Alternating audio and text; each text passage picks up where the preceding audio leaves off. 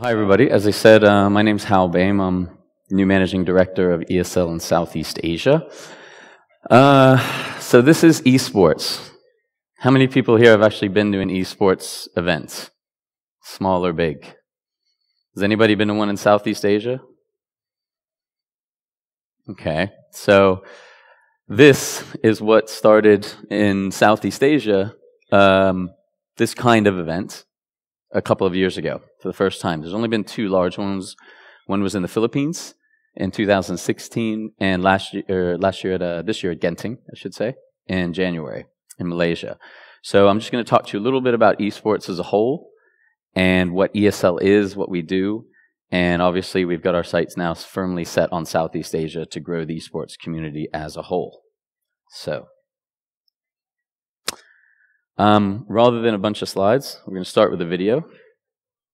Any sound? Not just a competition, it's the competition.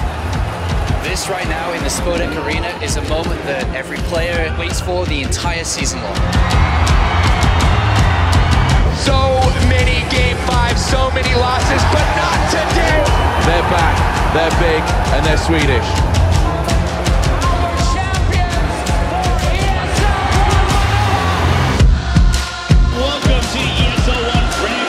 Couldn't ask for a better venue and better teams to face up in the finals.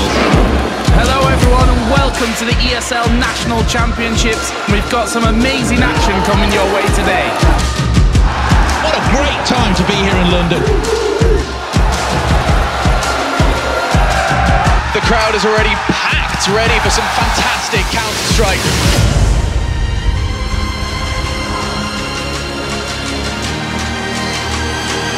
I didn't believe it when they said it was sold out. I walked into the stadium and it was just ridiculous. This tournament has been nothing short of amazing. So many storylines and so much to talk about. It is going to be unreal.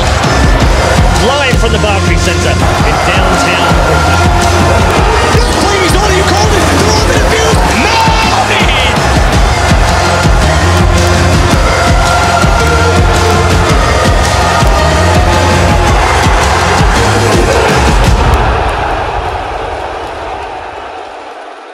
So I think rather than explaining on a lot of slides, it's always good to show a video first to give you an idea of the scope of this. It really is like going to an NFL game or an English Premiership match, and when you're actually in the stadium and see the kind of crazy fanaticism of the fans to their teams and players, you get a sense of just how big this is. This was a compilation of, I think, Oakland, Frankfurt, London, and several other big events around the world. The two biggest being our ESL 1 events and the Intel Extreme Masters, and I'll explain that a little bit more. So, really, I mean, esports has been around for a long time, depending on how you define it. If it's just a couple people competing or one team versus another, but it's really in the last few years where it's really started to boom. ESPN, which is, arguably the world's biggest sports network in the world in the US, has saying, for the first time in several generations, we're seeing the birth of a whole new sport.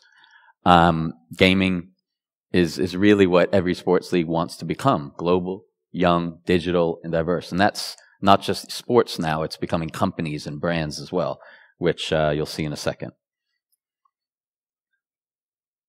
Without getting into too many numbers, I'm just going to highlight a few. There's people are asking why. I'm sure you see it on the news, you see it in newspapers, you see it on TV programs. Why is esports getting so exciting now? Why are people getting into it? And really because it does a very unique thing in the fact that it can do what sports, marketing campaigns, TV shows cannot. It really hits the millennials, which is obviously what advertisers and companies are very interested in. You can see here in the US, 22% of the millennials are watching esports frequently. Massive spectator sport to watch, the same as football or basketball or soccer or football or anything else. 40% of the 200 million people who occasionally watch esports don't even play the games, but they like seeing that kind of atmosphere and the battles that are going on. There's professional commentators, analysts, everything you would expect in a normal sport you see in esports. And lastly, of course, is the money. Right now, today, esports is still massively underdeveloped. if it generated the amount of revenue per fan that something like the NBA did, it'd be a $2.5 billion business, roughly 5 times what it is today. People are estimating it's about 600 to 700 million, but that's obviously not including online gambling or underground betting and things like that.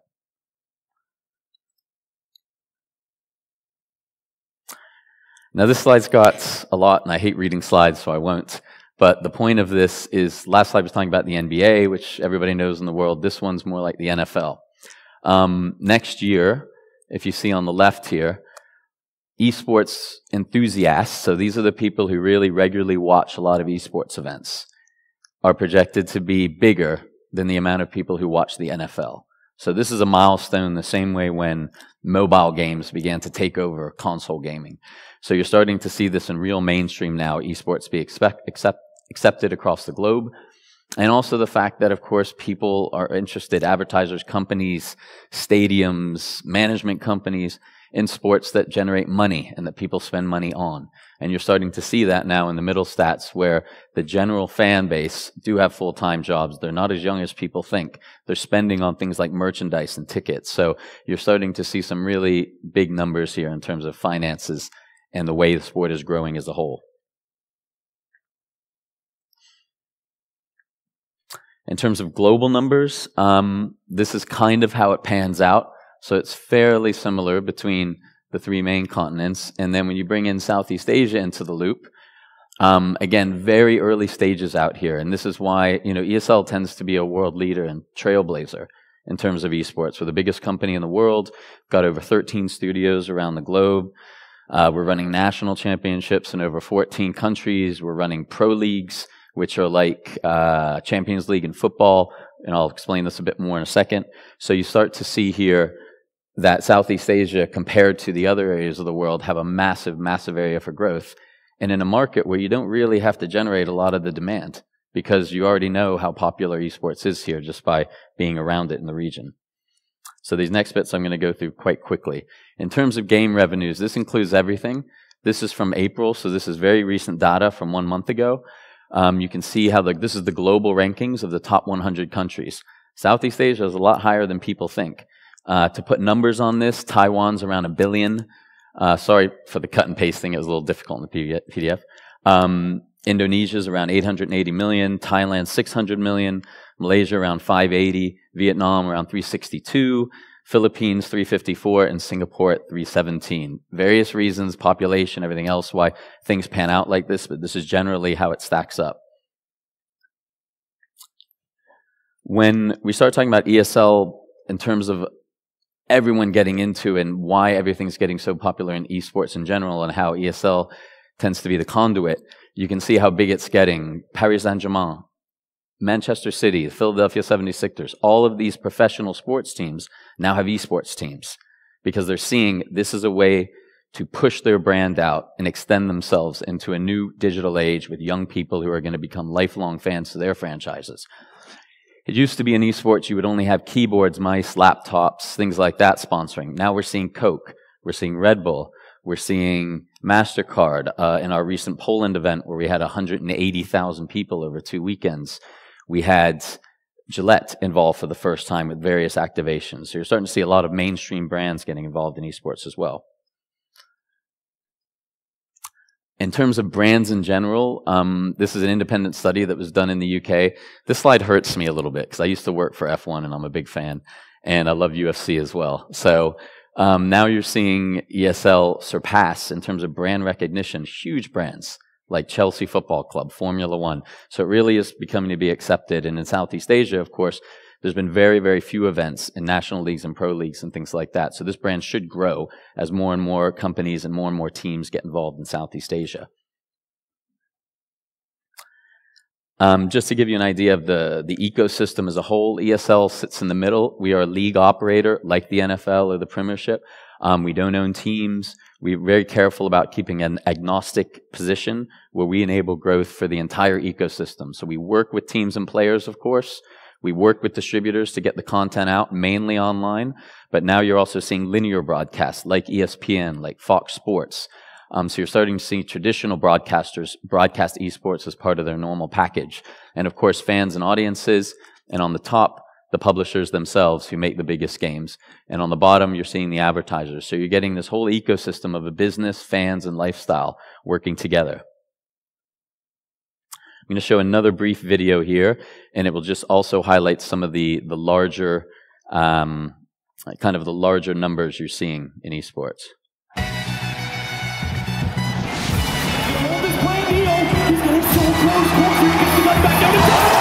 To stand in the middle of it all, it's breathtaking, really. Welcome to the Intel Extreme Masters World Championship.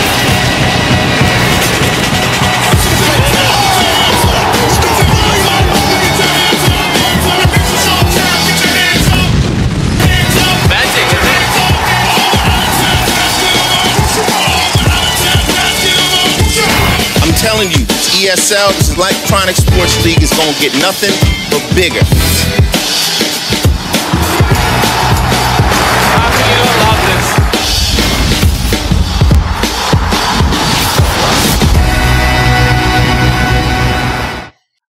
In terms of what ESL offers, in terms of its offering both as a league, platform, events, the geographies, here's a kind of pyramid.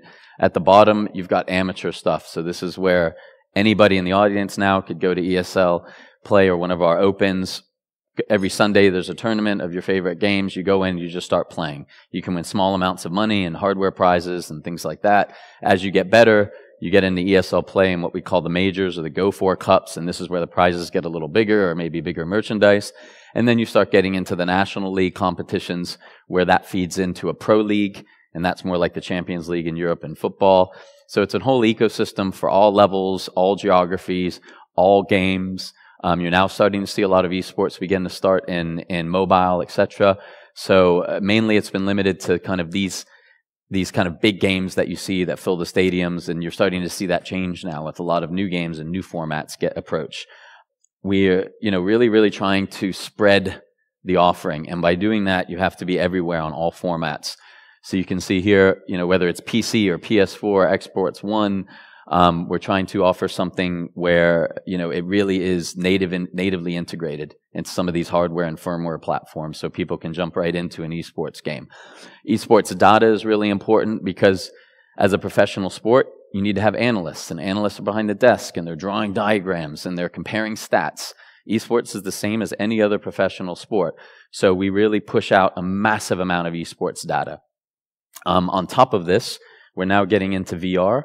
Our Poland event in first week of March, generated 340,000 streams on VR. So these were people around the world watching the event in Poland through their VR kit.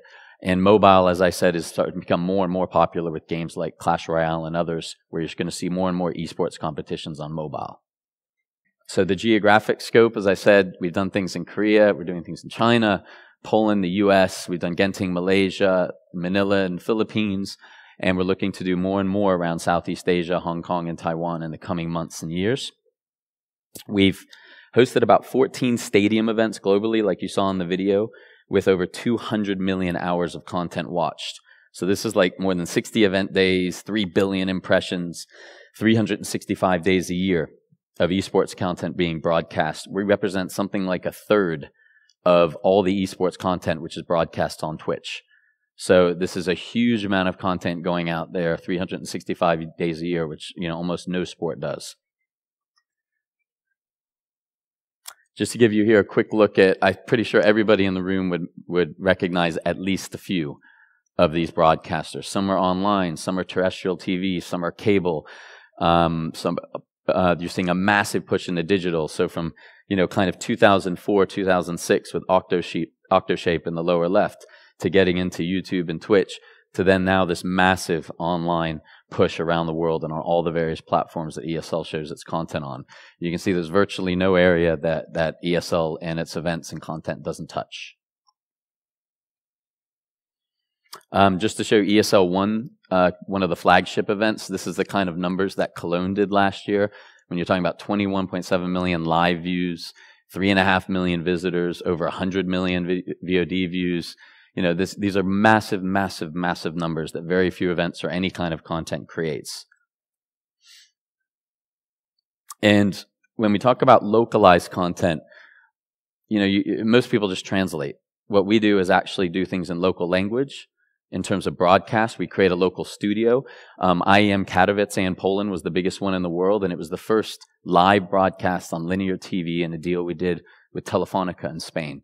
So when we say localized, we mean local commentators who are really well known, local language, some content or maybe interviews that aren't allowed anywhere else or aren't found anywhere else. So real pure localization. This is the kind of thing we want to do in other markets as well. And also in Spain, this is the first time that we did, one of the first 2 times, I believe, we did this in Brazil, where we did a National League final in a major TV studio. So this was a very interesting way to bring people into what's normally just an offline event or a smaller online event online into a major broadcast for the Intel Extreme Masters. And again, this is the way you can start bringing the masses into esport. So, thanks for all the time. And a lot of, what you saw today, we're going to be looking to make a reality in the coming months in Southeast Asia and next couple of years. And we should hopefully have some announcements in the very near future, maybe even this week, about some of our plans for Southeast Asia. So, any questions? Question from the audience. Hi, just wondering, how do esports monetize off the spectators and audiences? Mm-hmm. That's the question. Thanks. There's a few different ways. So one, obviously, sponsors. So, for example, Intel has been a partner of ESL for 13 years. So major sponsors like that contribute massive financially in order to putting on the event and making it such a global spectacle. That's part of it. We also, because we generate so much content, these are media rights. So the same way Formula One will monetize their broadcasts by selling it all over the world, whether it's a pay TV channel or terrestrial or now digital with new owners of Formula One, you'll start to see. ESL does the same thing. When you produce this much content, people, companies, broadcasters, online platforms will pay to broadcast it because the numbers are there to back it up globally that people will watch it. And of course, they're hoping to get advertising dollars in return for it. So these are the 2 main ways we monetize, as well as ticket sales and merchandise and things like that. So there's plenty of ways, but really it's about sponsorships and media rights. Hal, I have a question. Mm-hmm. Earlier in your talk, you talked about how support for the esports enthusiasts is underdeveloped compared to, say, NFL. Can you elaborate further? What do you mean by underdeveloped? It wouldn't be supports for esports enthusiasts. It's more about the way they engage. So without talking about specific dollars, which you can kind of find online, there was that slide that showed that ESL or esports would be worth roughly 500 to 600% more if the average fan of esports spent the same way they do with an NFL or an NBA or an English Premiership. So as you start to see those dollars go up per fan, of course the business in the sport's going to get bigger. You'll also start to see some of the occasional viewers, so people who just see an esports thing online every once in a while, when they become real enthusiasts who don't want to miss a league and don't want to miss a big event anywhere in the world, that of course grows the ecosystem much bigger. So in terms of underdevelopment, I mean that even though you're seeing esports going on for a number of years now, it's only in the last few years where you start seeing mainstream growth and mainstream brands and bigger events happening in more and more countries. Hi. So right now, esport is kind of a really hot thing. Is that a great word to use? Anyway, so do you think that esport is going to die in the next 5 or to 6 years and above? That's very ominous. So, did you say die? Yeah. Probably not. I think it would go against all the trends. So pretty much everything from, you can see the social media impressions to attendance to the number of events to linear TV taking it up. And don't forget, more and more digital online platforms are happening. And mobile streaming is very, very underdeveloped. You're only now starting to see massive mobile apps that can handle, pretty big feeds and things like that. So as you start to see the networks being able to handle higher streams on mobile devices, there's no reason, I think, to think it would die. Quite the opposite. I think it's going to continue to grow because the distribution is really what it's about when you're talking about a new sport being born in that sense. Hi, good talk. So it's kind of opposite of what he was asking. So I see the graph in transit saying that esports is growing, and I want to know, as ESL, the league coordinator, how would you appeal to the spectators who does not really have experiences on video gaming, because they are, quite new to the video game, but you say they still have potential to become spectators. Yeah, absolutely. And I'm wondering what would be your approach or strategy to appeal to those audiences? It's probably a good question. It's probably a mix of things. So one, there's ESL is the biggest esports company in the world, so it's our job to get people into esports. I used to work at PlayStation in Eastern Europe. Nobody was doing much except for really us and EA back then. So there's kind of a responsibility on ESL's part for us to grow the ecosystem. The way you can do that is, one, get it on as many devices and formats as possible. And as you can see, for example, native integration to PS4, Xbox, and things like that. But also it's about grassroots. It's like, the reason Manchester United's a incredibly successful football club, or Chelsea, is because they start youth leagues when people are 4 to 6 years old. So esports is beginning to get into that kind of young training system. It's not just about when somebody becomes pro, but that's some of our leagues like ESL Open, Go 4 Cups, this grassroots where anybody can just go onto the website any Sunday and play, and at the end of the month there's a monthly winner. And then they can build a team with their friends, and maybe that's the next big team.